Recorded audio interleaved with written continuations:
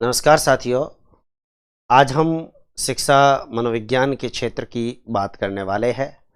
और अगर मैं शिक्षा मनोविज्ञान के क्षेत्र की बात करूं तो सबसे पहले तो आपको ये समझ में आना चाहिए कि आखिर शिक्षा मनोविज्ञान के अंदर ऐसा क्या है, शिक्षा मनोविज्ञान का क्षेत्र क्या है। ये बात बहुत महत्वपूर्ण आपको ध्यान में होनी चाहिए। आपको जानकारी हो, जैसा कि हमारा टॉपिक है शिक्षा मनोविज्ञान का क्षेत्र। शिक्षा मनोविज्ञान का क्षेत्र, कई विद्यार्थी क्या करते हैं कि ये टॉपिक जब आता है बहुत सारे पॉइंट रटने की कोशिश करते हैं, बहुत सारे पॉइंट रटने की कोशिश करते हैं। लेकिन मैं सिर्फ एक ही बात कहूँगा, शिक्षा मनोविज्ञान के क्षेत्र के अंदर मैं सिर्फ एक बात कहूँगा कि शिक्षा मनोविज्ञान के क्षेत्र का मतलब क्या है। शिक्षा मनोविज्ञान के क्षेत्र का मतलब है कि इसमें हम क्या पढ़ते हैं। मतलब परीक्षा के अंदर जब एप्टीट्यूड बेस्ड क्वेश्चन आएगा ना, तो ये सवाल बिल्कुल गलत नहीं होगा। बहुत छोटा सा लेक्चर आज का, और इसमें ये महत्वपूर्ण बात मैं आपको समझाने का प्रयास कर रहा हूँ। शिक्षा मनोविज्ञान के क्षेत्र का मतलब है कि इसमें क्या क्या कंटेंट है, इसमें क्या कंटेंट है, मतलब इसकी विषय वस्तु क्या है, ये जानना हमारा काम है। मैं बताना चाहूँगा, हमारे एक महोदय आर्चर महोदय वो कहते थे कि जब मैं शिक्षा मनोविज्ञान की कोई पुस्तक पहली बार खोलता हूँ ना, तो मुझे ये पता नहीं कि उसमें क्या होगा। आर्चर महोदय कहते थे शिक्षा मनोविज्ञान की जब कोई पुस्तक मैं खोलूं तो मुझे ये पता ही नहीं कि उसमें क्या होगा। आप लोग भी जब एसटीसी या बीएड के अंदर आए और आपने शिक्षा मनोविज्ञान देखा कि हमारे सिलेबस में साइकोलॉजी, आज तो अब आप रीट करो, सीटेट करो, सुपर टेट करो, कोई एग्जाम दे दो, first grade second grade teacher भर्ती का कोई एग्जाम दे दो, आपको पता है एजुकेशन साइकोलॉजी में क्या है, क्योंकि आपने एसटीसी और बीएड के दरमियान उन चीज़ों को पढ़ा है। पर मैं कहना चाहूँगा कि जो विद्यार्थी पहली बार डीएलएड करता है, एसटीसी करता है, बीएड करता है, डिप्लोमा इन एजुकेशन करता है, और उस विद्यार्थी को जब ये पता होता है कि उसके सिलेबस में एजुकेशन साइकोलॉजी आया है, तो उसे वास्तव में ये पता नहीं कि एजुकेशन साइकोलॉजी में वो पढ़ेगा क्या। लेकिन आपको जानकारी हो, क्योंकि इसका एक कारण ये भी है कि शिक्षा मनोविज्ञान जो है ना, आपको मैं बताना चाहूँगा, ये बहुत ज़्यादा कोई पुराना सब्जेक्ट नहीं है।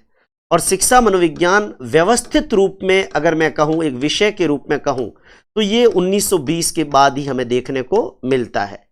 कहते हैं कि थॉर्नडाइक, हर्बर्ट और फ्रॉबेल जैसे लोगों के प्रयासों से व्यवस्थित रूप या निश्चित रूप कह दो, वो इसको मिला था 1920 के लगभग।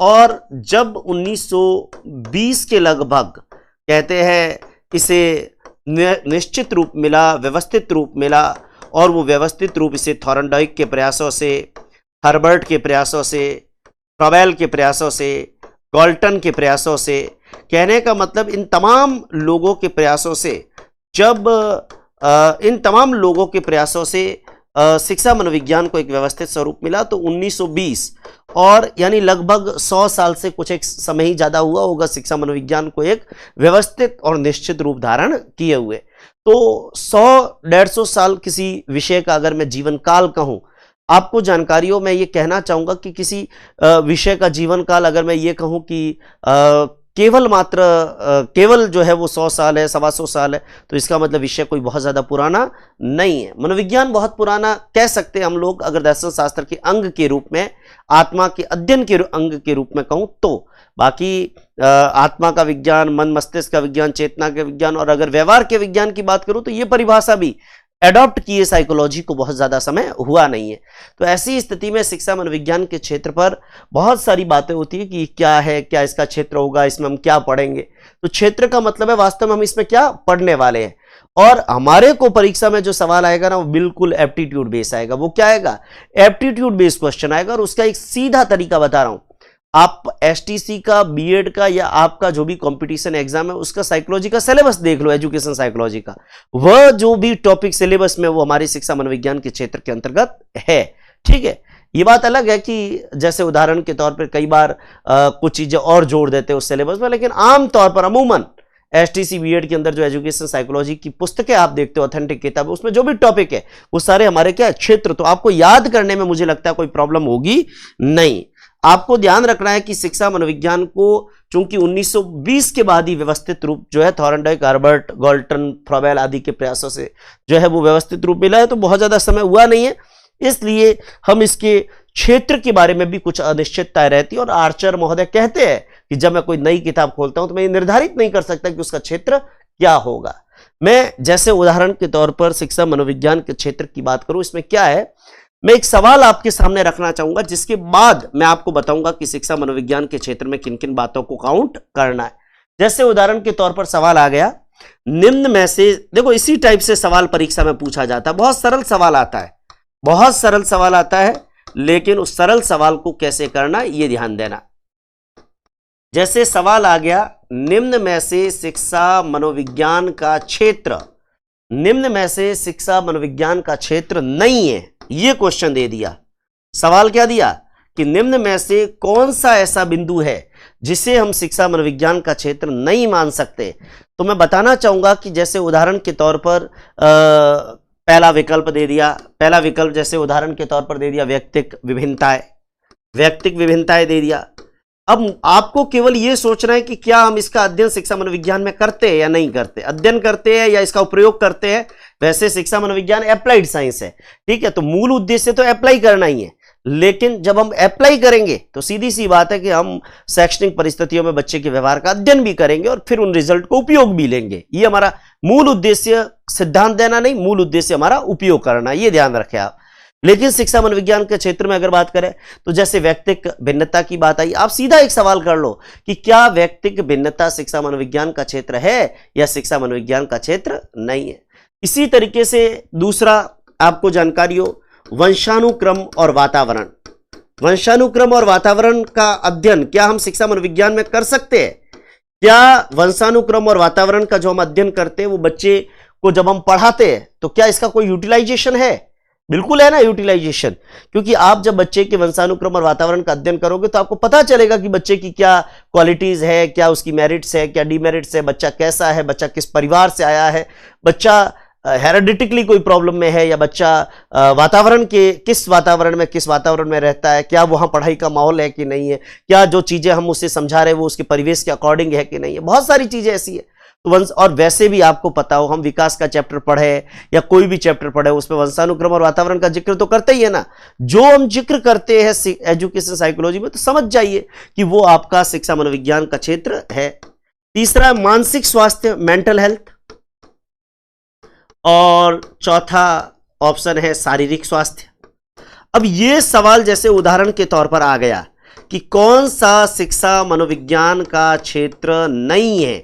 अब सीधा सवाल यहां पर रखा, सीधा सवाल मैंने आपके सामने यहां पर रख दिया और मैं बताना चाह रहा हूं यहां कि शिक्षा मनोविज्ञान का क्षेत्र नहीं है।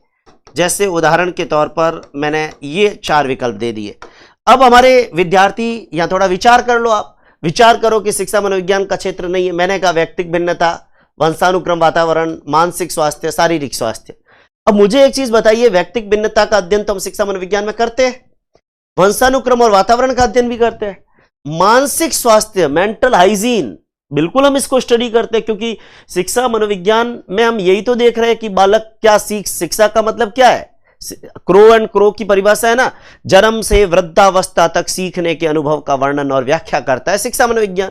तो जब बात ही जन्म से वृद्धावस्था तक सीखने के अनुभव की हो रही है तो सीखने के लिए आपका मेंटल हेल्थ तो अच्छा होगा, तभी तो सीखोगे, क्योंकि अधिगम कैसी प्रक्रिया, मानसिक प्रक्रिया ही तो है। अधिगम को एक्टिव मेंटल प्रोसेस कहा जाता है, सक्रिय मानसिक प्रक्रिया कहा जाता है। तो मानसिक स्वास्थ्य के बिना तो सीखोगे ही कैसे। शारीरिक स्वास्थ्य, शारीरिक स्वास्थ्य का मतलब क्या, जैसे उदाहरण के तौर पर खांसी, जुकाम, बुखार, क्या देखो शारीरिक विकास को तो हम पढ़ते हैं एजुकेशन साइकोलॉजी में, शारीरिक विकास, मानसिक विकास, भावात्मक विकास, ये सब तो पढ़ते हैं। हम शारीरिक विकास को पढ़ते हैं, लेकिन क्या शारीरिक स्वास्थ्य को हम, बुखार को, खांसी को, जुकाम को, इसको हम एजुकेशन साइकोलॉजी में पढ़ते हैं? ये तो मेडिकल साइंस में पढ़ते हैं, ये हम जीव विज्ञान में पढ़ते हैं। इसका मतलब ये शिक्षा मनोविज्ञान का क्षेत्र नहीं है। देखो इस टाइप से जब परीक्षा में सवाल आएंगे ना, जैसे उदाहरण के तौर पर एक सवाल मैं आपके सामने और रखूं, ठीक है, एक सवाल मैं आपके सामने और रखता हूं, बहुत अच्छे से ध्यान देना, बहुत अच्छे से एक सवाल मैं आपके सामने और रख रहा हूं। और देखो सवाल, आजकल टेक्नोलॉजी का युग है, मैंने सवाल को कॉपी कर लिया। सवाल फिर वही, निम्न में से शिक्षा मनोविज्ञान का क्षेत्र नहीं है, लेकिन विकल्प चेंज कर देता हूं मैं। विकल्प आपके सामने 4 नए विकल्प रख रहा हूं। कितने विकल्प नए रख रहा हूं? 4 विकल्प नए रख रहा हूं, ध्यान देना। मैं आपके सामने यहां 4 विकल्प जो है वो नए रख रहा हूं। बहुत महत्वपूर्ण बात यहां पे ध्यान देना, मैं बताना चाह रहा हूं, जरा आपको जानकारी हो। बहुत महत्वपूर्ण बात यहां पे ध्यान दें। मैं यहां पर बताना चाह रहा हूं कि निम्न में से शिक्षा मनोविज्ञान का क्षेत्र नहीं है। जैसे उदाहरण के तौर पर पहला ऑप्शन दे दिया, विद्यालय की आधारभूत संरचना का विकास, या विद्यालय प्रबंधन ही कह दो, विद्यालय प्रबंधन। क्या विद्यालय प्रबंधन शिक्षा मनोविज्ञान का क्षेत्र है? नहीं है। बताइए है कि नहीं है? ठीक है। इसी तरीके से आपको जानकारी हो, मानसिक स्वास्थ्य, मेंटल हाइजीन, आपको ध्यान हो, मानसिक स्वास्थ्य, क्या मानसिक स्वास्थ्य ये शिक्षा मनोविज्ञान का क्षेत्र है कि नहीं है, ये बताना है आपको। मानसिक स्वास्थ्य का अध्ययन शिक्षा मनोविज्ञान का क्षेत्र है या नहीं है? ठीक है, यहां क्या पूछा? नहीं है। यहां क्या पूछा? नहीं है। ठीक है। इसी तरीके से आपको यहां पे सपोज करिए कि ये पूछ लिया कि शिक्षण उद्देश्यों का निर्धारण, शिक्षण उद्देश्यों का निर्धारण, क्या आप बच्चे को जो पढ़ा रहे हो उसके लिए जो उद्देश्य निर्धारित कर रहे हो, ध्यान देना, बच्चे को जो पढ़ा रहे हो उसके लिए जो उद्देश्य निर्धारित कर रहे हो, क्या आप उसको साइकोलॉजी को ध्यान में रखकर उनका निर्धारण करते हो और उन उद्देश्यों को शिक्षा जगत में उपयोग लेते हो? और चौथा जैसे दे दिया समस्यात्मक बालक, समस्यात्मक बालक। अब बताओ मुझे शिक्षा मनोविज्ञान का कौन सा क्षेत्र है और कौन सा क्षेत्र नहीं है। सिंपल एक सवाल आपको करना है कि स्कूल मैनेजमेंट, कि स्कूल में स्टाफ कब आ रहा है, स्टाफ को मैनेज करना, उनके घंटे लगाना, ठीक है, कि क्लास के अंदर इंफ्रास्ट्रक्चर है कि नहीं है, चौक डस्टर है कि नहीं है, टीचर की टाइमिंग, टीचर की अटेंडेंस। अरे भाई, हमारा काम बच्चे की पढ़ाई और बच्चे को पढ़ाने में साइकोलॉजी कैसे यूज करना, उससे स्कूल को मैनेज करना। जैसे स्कूल लेक्चरर के सिलेबस में होता है ना विद्यालय प्रबंधन, तो विद्यालय प्रबंधन ये एजुकेशन साइकोलॉजी से हटकर है, ये अलग है, तो ये हमारा क्षेत्र नहीं है। मेंटल हाइजीन, मेंटल हेल्थ को हम स्टडी करते हैं। शिक्षण उद्देश्यों का निर्धारण, क्योंकि बच्चे की शिक्षा से जुड़े हैं, तो यह भी क्षेत्र है।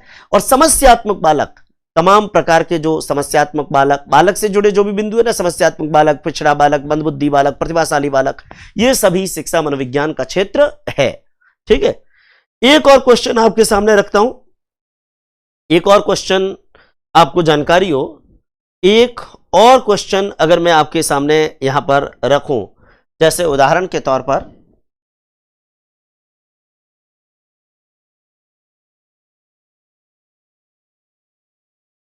ध्यान दें, जैसे उदाहरण के तौर पर मैंने एक सवाल आपके सामने रखा, यह सवाल आपके सामने यहां पर आया है, और इस सवाल के अंदर जरा ध्यान दें, इस सवाल के अंदर मैं एक काम करता हूं, शिक्षा मनोविज्ञान का क्षेत्र आपको जानकारी हो, जैसे उदाहरण के तौर पर निम्न में से शिक्षा मनोविज्ञान का क्षेत्र नहीं है। क्या लिखा है? निम्न में से शिक्षा मनोविज्ञान का क्षेत्र नहीं है। मैं यहां पर आपको जानकारी हो,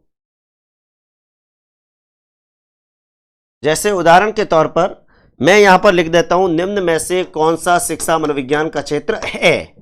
अब इस बार मैंने सवाल पूछ लिया, निम्न में से कौन सा शिक्षा मनोविज्ञान का क्षेत्र है। सबसे पहला विकल्प मैंने आपको दिया विद्यालय नियोजन, विद्यालय नियोजन, ठीक है, विद्यालय नियोजन।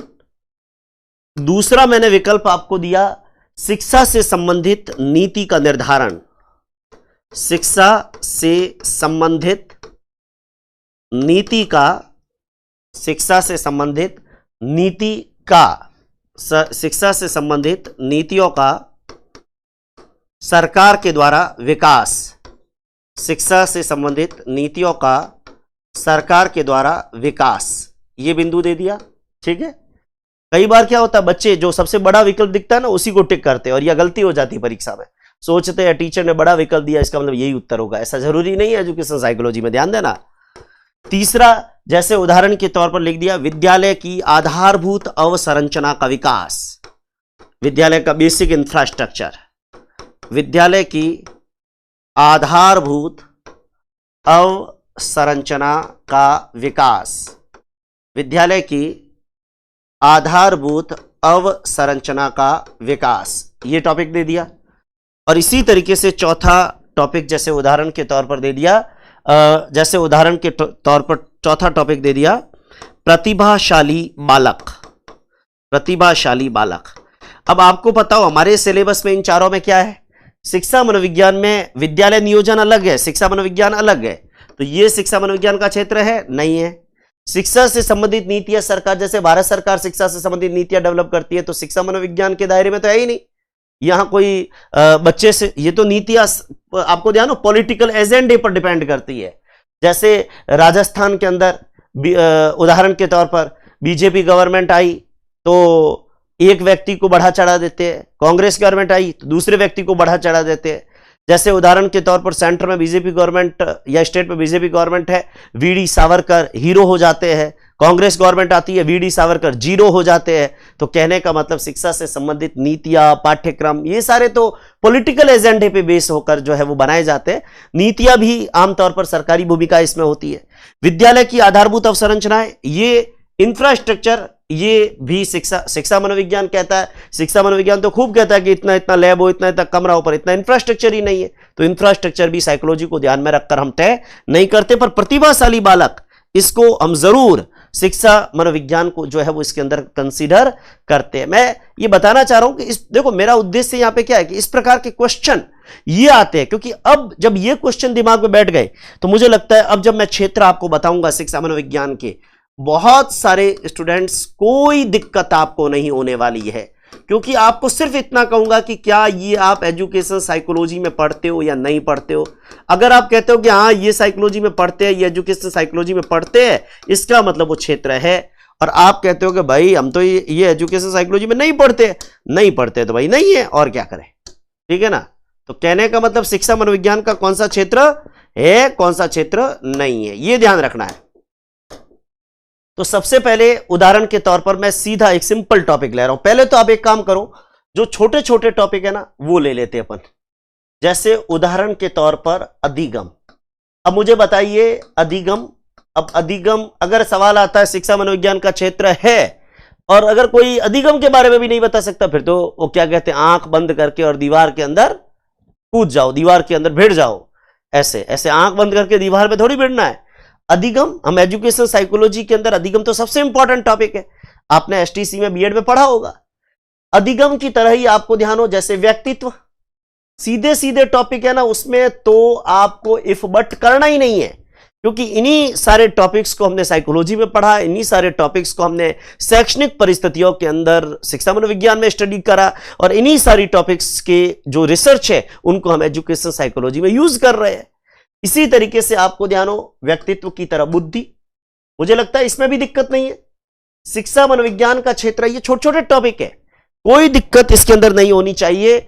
अधिगम के अंदर, व्यक्तित्व के अंदर, बुद्धि के अंदर, ठीक है।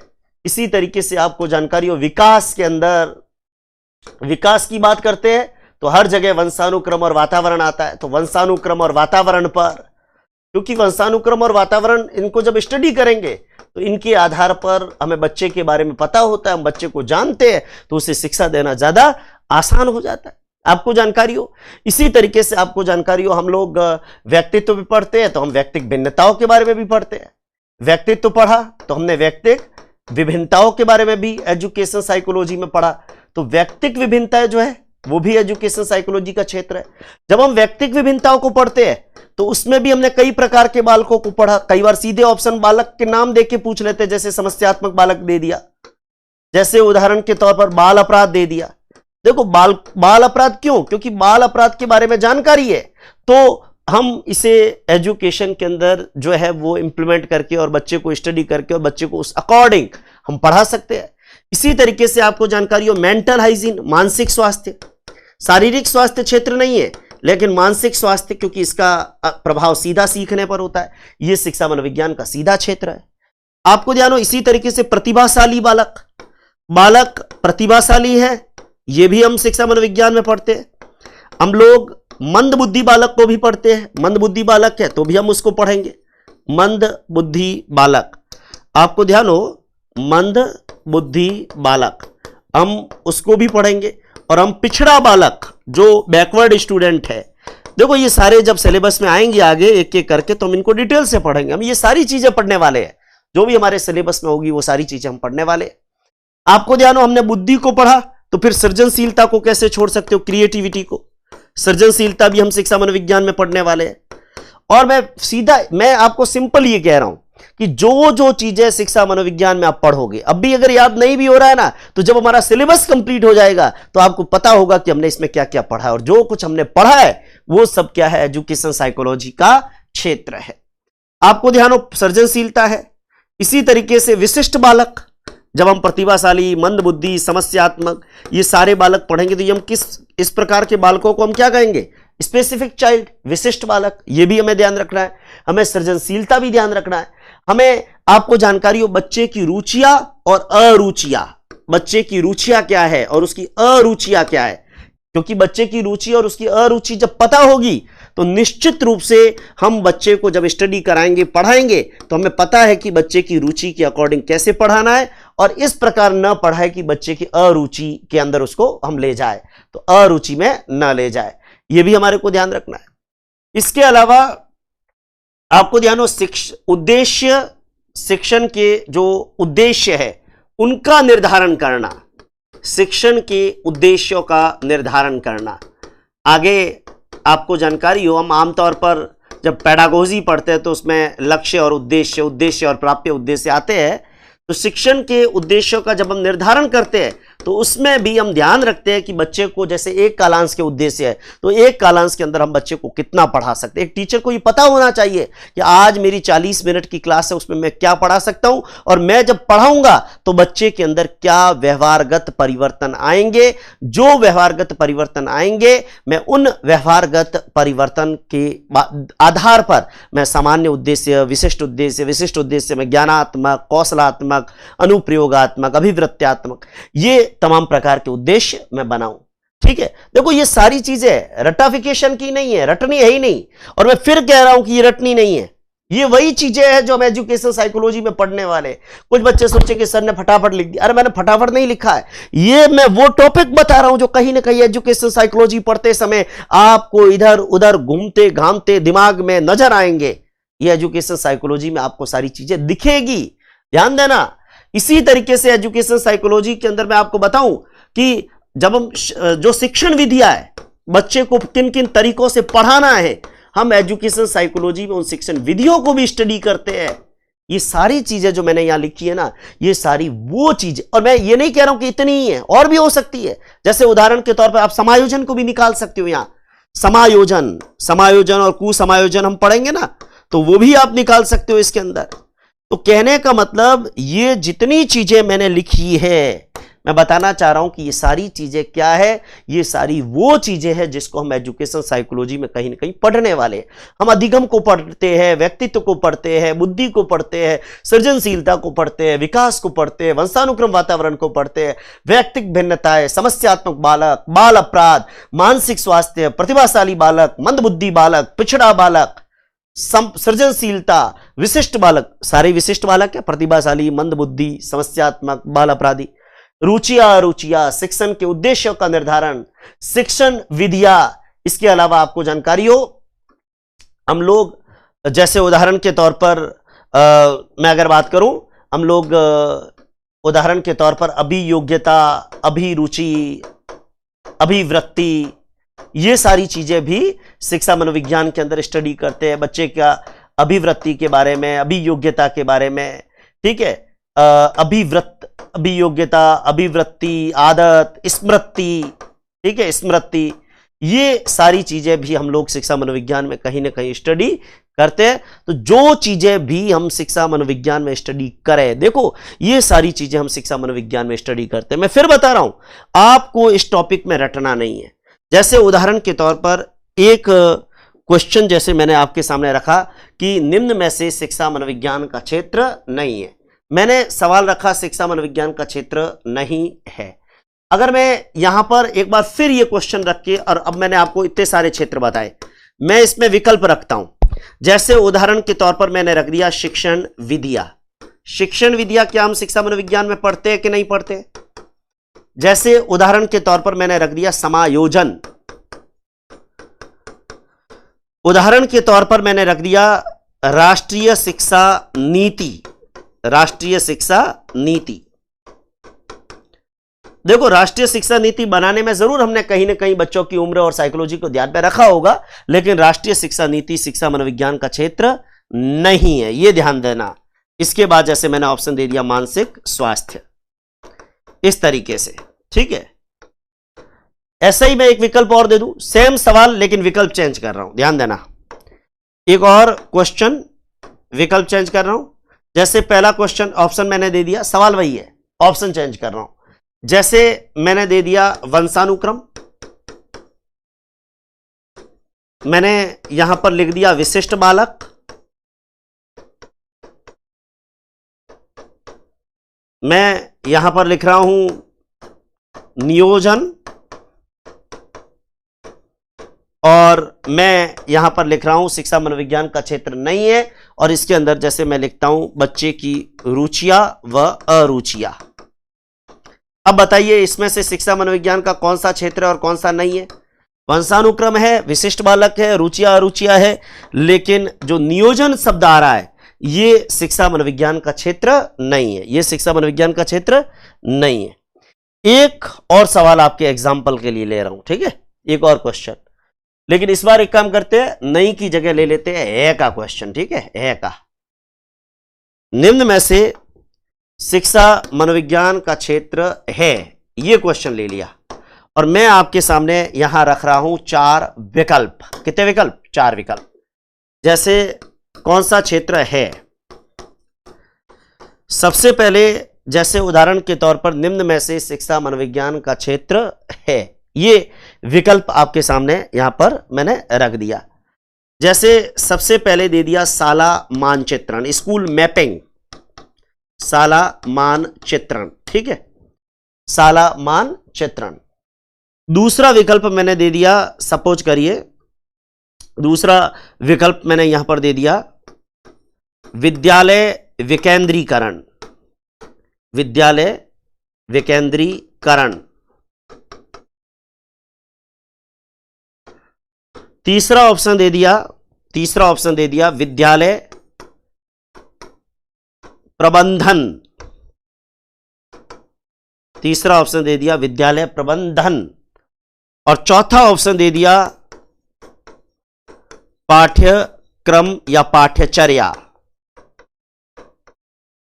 देखो दोनों चीजें अलग है, लेकिन दोनों चीजों में क्या डिफरेंस है ये मैं आने वाले दिनों के अंदर जब काम पड़ेगा तब अपन चर्चा करेंगे। पाठ्यचर्या मीन करिकुलम, पाठ्यक्रम मीन सिलेबस, ठीक है ना। तो सिलेबस ऑब्लिक करिकुलम। देखो सवाल जब हम देखते हैं ना तो आपको सवाल देखकर भी कई बार उत्तर तय करने होते कि इसका आंसर क्या है।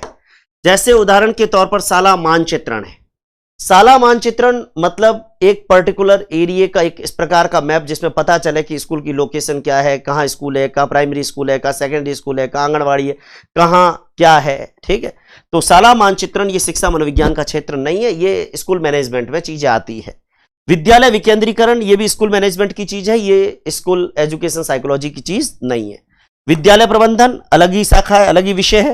पाठ्यक्रम या पाठ्यचर्या इसका संबंध सीधा बच्चे से होता है। तो अगर हमें पता है, जैसे उदाहरण के तौर पर मौर्यकाल है, मौर्यकाल 6ठी क्लास के सिलेबस में भी है, मौर्यकाल 9वीं क्लास के सिलेबस में भी है, मौर्यकाल फर्स्ट ईयर में भी है, लेकिन क्या मौर्यकाल का कंटेंट तीनों क्लास में सेम होगा? नहीं होगा, अलग अलग होगा, क्योंकि 6ठी क्लास का बच्चे का लेवल अलग है।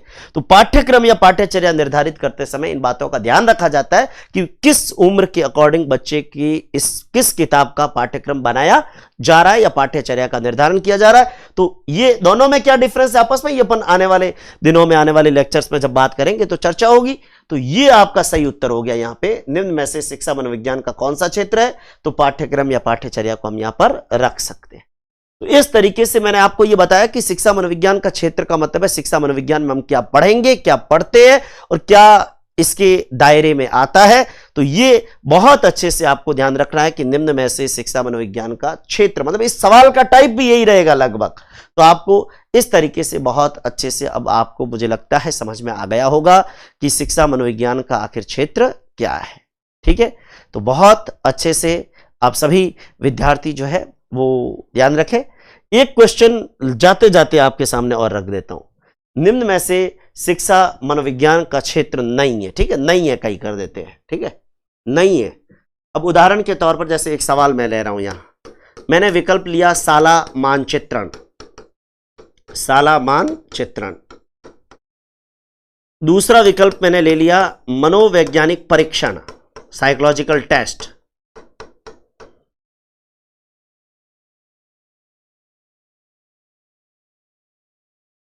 मनोवैज्ञानिक परीक्षण। तीसरा विकल्प मैं ले लेता हूं स्मृति, और चौथा विकल्प ले लेता हूं संवेगात्मक विकास। देखो मैंने यहां पर विकास लिख दिया, तो विकास में चाहे कोई विकास दे दे, शारीरिक, मानसिक, संवेगात्मक विकास, नैतिक, हर प्रकार का विकास हम एजुकेशन साइकोलॉजी में स्टडी करते हैं। तो सीधा सीधा सवाल हो गया, शिक्षा मनोविज्ञान का कौन सा क्षेत्र नहीं है? शाला मानचित्रण शिक्षा मनोविज्ञान का क्षेत्र नहीं है। बाकी तीनों ही साइकोलॉजी के जो टेस्ट है वो सीधी सी बात है एजुकेशन में यूज आ सकते हैं, बच्चे से जुड़े टेस्ट बच्चे के व्यवहार परिमार्जन में काम आ सकते हैं, तो वो एजुकेशन साइकोलॉजी का क्षेत्र हो सकता है। चलिए, बहुत अच्छे से शिक्षा मनोविज्ञान के क्षेत्र पर आज के इस वीडियो लेक्चर में बात की। आगे की बात फिर अगले लेक्चर में, तब तक के लिए अपना ध्यान रखिएगा। जय हिंद, जय भारत।